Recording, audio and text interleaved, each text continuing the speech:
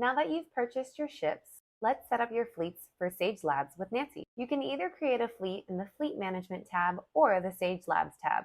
Let's go to Sage Labs. Step 1. Examine the ships. Here you can filter for ships by make, class, spec, or by specific ship stats like their mining rate. Once you filter, you can compare the ships to see which would go best for your fleets and the star systems that you want to visit.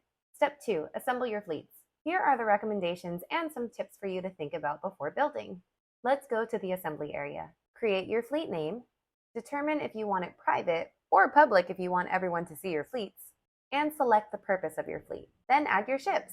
Click Finish Assembly and you're good to go. Step 3. Check fleet stats. Using the drop-down, you can see all of the public fleets and your private ones. Here's the mining fleet that I just created. Cargo capacity is important for 2 reasons. If your cargo is full, you won't be able to mine anymore until you transfer it to Starbase to make more room. And when you're transporting using a cargo fleet, this is the maximum amount that you can transfer around. Ammo capacity is important because if your mining fleets run out of ammo, your ships will stop mining. Fuel capacity is important because you need to make sure that you have enough fuel in your tanks to get to the next location or to exit the asteroid. If you run out of fuel before getting to the next starbase, you'll have to self-destruct and return back to the CSS, losing all of your cargo and your resources.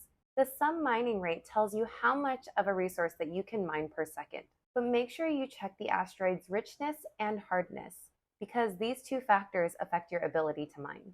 Nancy also shows your food and ammo used per second while mining, the scan cooldown time when you have scanning fleets looking for SDUs, and the respawn time if you have to self-destruct and return back to the CSS. On the right are all the stats that you need to calculate how much time it'll take you to get to a specific location, depending on the coordinates, and how much fuel you'll be using to get there.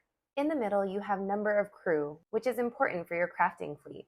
Or if you don't want to mine or transport while you're sleeping, you can have your crew craft for you overnight instead.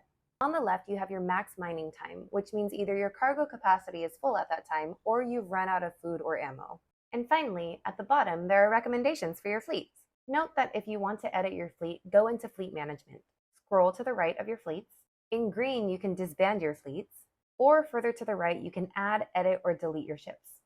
Step 4, compare with other fleets. Back in the Sage Labs tab, you can see all the other public fleets that have been created.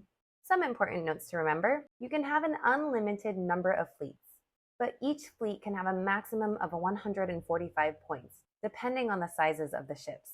When you select your fleet in the Fleet Management tab, you can also see your fleet's stats for staking it in Score rather than playing in Labs. The ship gallery allows you to look at stats of individual ships, and the main dashboard has a whole lot more stats and charts for you to look at.